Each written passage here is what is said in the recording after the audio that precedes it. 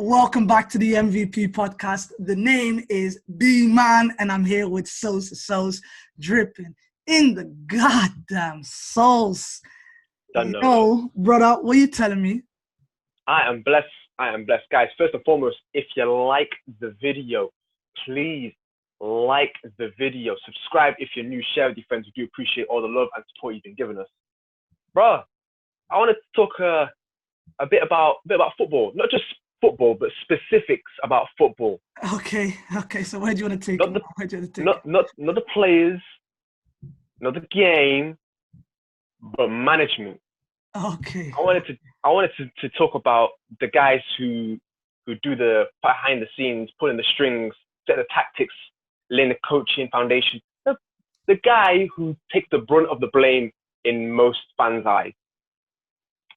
And I think with what we're seeing, we're recording this tonight, Wednesday night, and he might have changed the result by then, but one guy is proper on the hot seat. He is in hot waters right now. The guy, let's not beat around the bush, Ole and Lampard.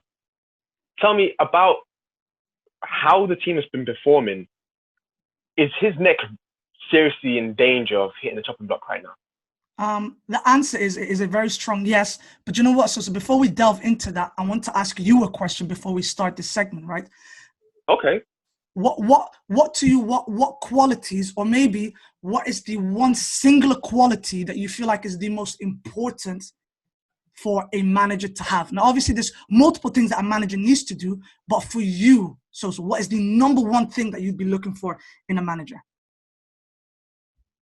I think the most important thing in a manager, at least in order for him to do anything, is having the team on his side. Like, okay. if he has the support of the players, okay, then they can do something. If he doesn't have that, if he doesn't have trust with players, yeah, it's gonna be a long and bumpy ride. So you're talking about you want a people's person, right? So you want someone that has a good relationship with the players. That's your first and foremost. That's the quality you're looking for. Like they don't have to be a guy that's like doors always open type of character, but in a sense that they have a respect for him, and like the case of, you know what, he said that, let's go out there and do as we've been asked. Like someone that's gonna get the players their attention, not just to motivate them, but just their attention to be like, okay, he's told us to do something, better go and do it. A presence. Like if you have that as a manager, then you're in a good position. Mm-hmm. Well, what would you reckon your take for a manager would be? I partly agree with. I do also agree that the manager needs to have a presence, but the presence that brings everyone together. Because I'm a firm believer that if you want to build a dynasty, so a team that will have longevity, you want to have a manager that can get the players to huddle around and be like, to build trust amongst each other. But I think that for me, that comes second. I think tactical nous comes first. I need a manager that can tactically set up correctly and is flexible with the way that he does things and isn't just like one track minded. So like someone that's very tactically sound for me is like the bare minimum, like the first thing that I want from you coming into the club. But having mentioned that, I don't think Ole has got neither. I don't think he's got a presence, nor does he have tactical ability. Ouch. You know what? You're not wrong, because before we get to Ole, you're not wrong about what is necessary tactics-wise, but it's kind of a given. If you're a manager of a football club, it's a given that you have some idea of being able to lay out a tactic and have a way of executing it, or at least a way that the players will understand it and do it. Yeah. But like the two come into the equation where if the players don't listen to you and you've got this tactic, it's like, how do the players? Because it'll be like this: unless the players are in line, they won't do it. Yeah. I think with Ole, I don't know. I can't explain how inept his tactics have been recently, and how brilliant some of his tactics have been in other cases. Like you guys beat PSG, right? I'm not going crazy. I didn't hallucinate that. that actually happened, right? Mm-hmm. You guys beat Leipzig, right? I didn't hallucinate that either. Mm-hmm. And then you're 2-0 down against some, I don't even know who they are. It's Besiktas. Isn't it just Besiktas? This is not Besiktas. This is that Is it other not? team. I thought the No, logo. there's Oh, Galatasaray. It's the other team it's the other team that the President government backs. Erdogan, The one that government backs. the government backs. Yeah. Fun fact: he played for them and got his jersey retired. Yeah. I know. President. I've heard all about them. Yeah, I've heard all about them. Like with the teams, it's got a mad backstory. Maybe that's for another time. But it's like I didn't hallucinate those wins. But at the same time, how am I seeing this guy with these performances? Like they don't match up. Please make some sense out of it for me, please, B-man. Like have I missed something in regards to what Ole's bringing to Man United? Well, let me counter that. Maybe give or take about 7 years ago, I don't know exactly when. Did MK Dons not beat Manchester United like 4-1 or something stupid like that? When Dele Alli used to play for them. They did when Dele Alli was knocking about there. Yeah. The point I'm trying to make is teams can always win games with or without tactics. You can win some games, right? Right. And it has to be well known now amongst at least my group of friends how I feel about Man United right now and how I felt about Ole since he first got signed. Now, the inconsistency comes from the fact that we are not set up to play in any certain way, shape, or form. We just come out and we play. Sometimes the players are up for it and we've got the quality to put teams to the sword. But the reality of the matter is those individual games don't really mean that much because there's actually no consistency from then on. So if you saw, for example, Burnley, we consistently know how they're set up, right? Consistency is very old school way of playing, right? We know how it's set up. Right now, we even know how Chelsea are set up, which is we are just going to attack. We've got all the attacking talent in the world. We just want to out of defeat from our defenders. We want it out. You work with what you have, and Ole is not working with what he has. He's just putting the players out to try and just beat teams just out of pure quality when actually, when you really deep it, the quality right now is not there because the players are not interested. It's like you said, they're like this. And I think the players have reached a point where I don't think even they believe that they can get out of this without a change happening within the club. And I'm not necessarily saying the change is Ole has to go, although I believe it is. But like, it's just not happening. The consistency is not there.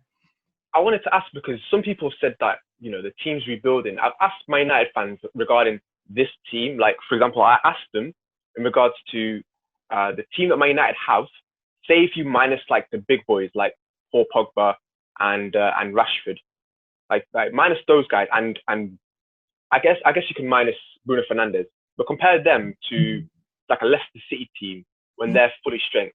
Like, who has the better squad? And there are times where Man United fans have to sit there and think to themselves, you know what? They've got some decent midfielders. They've got a good striker.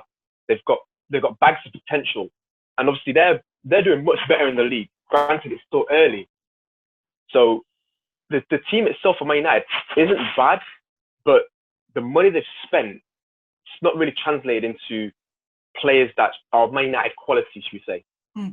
I can't blame that on Ole, but it feels like he's been dealt a really bad hand. Yeah, but can I just say, I don't think that the signings that we've made since Ole has come have actually been disastrous. I've actually been all for a lot of the signings that have happened, right? But my conclusion, and I don't want anyone to get this wrong, I do believe on paper that Man United actually has a really good squad, right? And although I did say earlier, like, it's not good enough on the pitch, I give a lot of the blame to Ole. I do think if we have a good manager, a manager that will bring out the strength in our players, that we would actually, maybe if you add one or two more pieces, are actually a team that could challenge some of these bigger teams. And I'm not saying that we would win anything. I'm just saying this team is not far off. But what's the scary part about all of this, Sosa, is Ole's been here now for how long now? Nearly 2 years, right? Right, yeah. I think it'll be like that in a few months. Name me one player that has improved in that period. Name me one player on the United squad that improved in in their game, like significantly, where they are a different type of player? There are players that had stretches, but I don't know if you can stay through that entire period. No, you cannot. They've made that much improvement. They've actually been stagnant, right? They've actually been stagnant. And I say, well, look at what the president that's been set. Look at what has been happening so far. I said Man United kill players, right? And there's been a lot of Man United fans that have gone hardcore against me. Like, what are you talking about now? Blah, blah, blah. But I said, but look at the record. Look at the record of players that we've taken, that we've bought, that have actually been really good for other teams, have come to us and have absolutely flatlined. Absolutely flatlined, right? We signed Lukaku, turned him into this garbage player. We criticized him for his touch. The guy couldn't score. We shipped him off, and now he's one of the best strikers in the world. Are you crazy? Yeah. We got Alexis Sanchez, who was like a Ballon d'Or type player at Arsenal. And honest to God, I do genuinely believe, because we used to compare him to Hazard. Like, who's better? Is it him? He couldn't do nothing. Wan-Bissaka is not as good as he was at Crystal Palace. This Pogba has dropped in productivity. Rashford dropped in productivity. People are not even talking about Martial not being good enough for the Man United squad. Like, there is a link here. These are not the individual players that are not performing anymore. The team is not allowing these players to progress. If I was a player, so I would never go to Man United until I see that as a youngster I could improve there. I would not go there. I would absolutely not touch that team. You know what? That's interesting you said that, because obviously the amount of players that we've seen linked and rumored, I don't want to mention any names, but it's a case where there's guys in the team, like I dread to think Donny van der Beek's, like his future, now that he's a bit part player at Man United, like it's going to be scary for him. Listen, because we've been talking about Man United a lot, I want to talk about some of the other managers, maybe some that have, they were in the eyes of the media, probably contention for first ones to get sacked, or at least in the sacking race, should we say. We'll go with my team, we've turned a corner. I think Ole and Lampard has done well. We've had about 4 clean sheets out of 5. We've got a couple of draws at international, European games, and at Man United. I think the team now, I think Lampard's found his back line. I think the goals will come. How do you rate his team's improvement since he's pretty much joined? Similar time at Ole. I'll be honest with you. I've actually been really surprised at how well he's been able to manage what's been going on.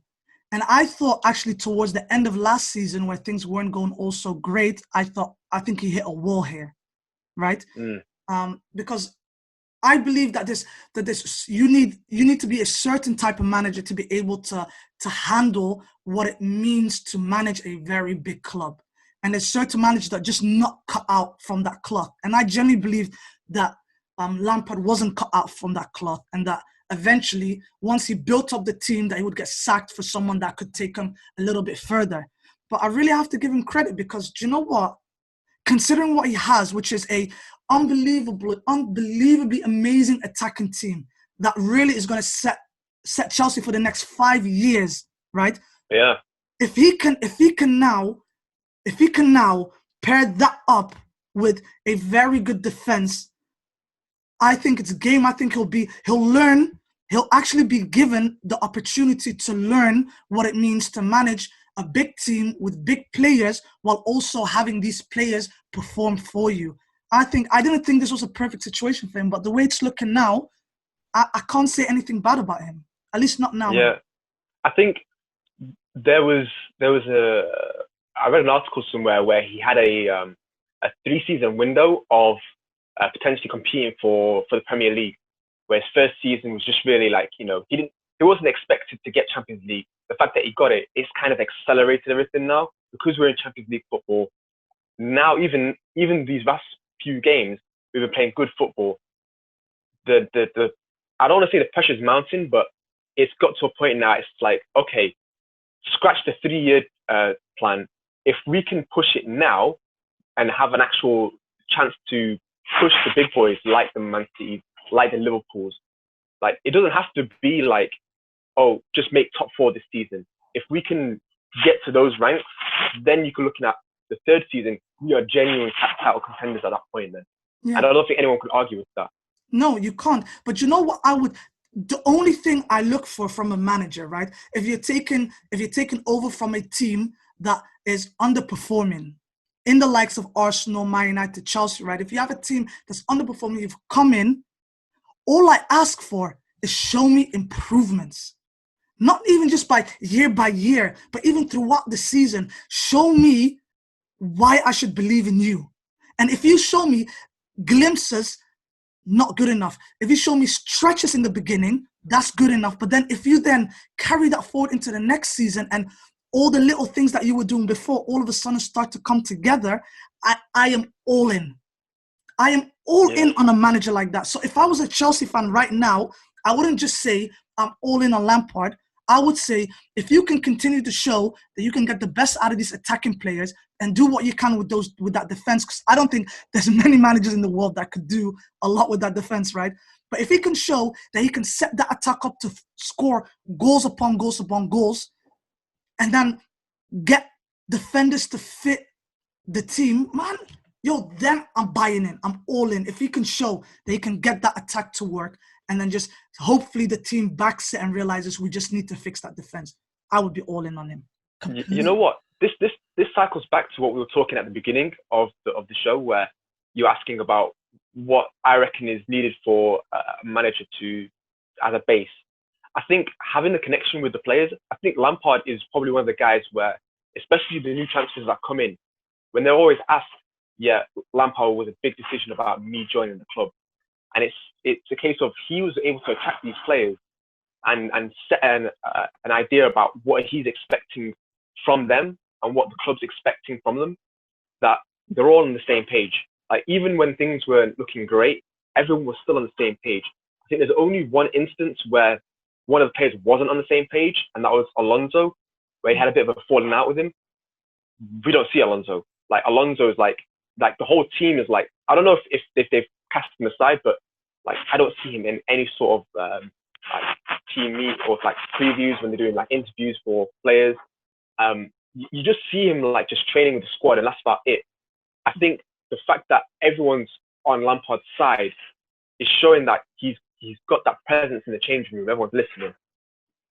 One guy that I wanted to talk about, I think this will probably be the last guy we'll talk about, is the current Arsenal manager, Arteta, because I think similar to Frank Lampard, he's turning the corner.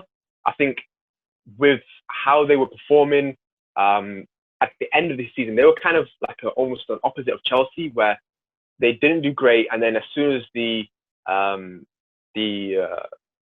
quarantine came, and then they came for that afterwards, they actually started performing well.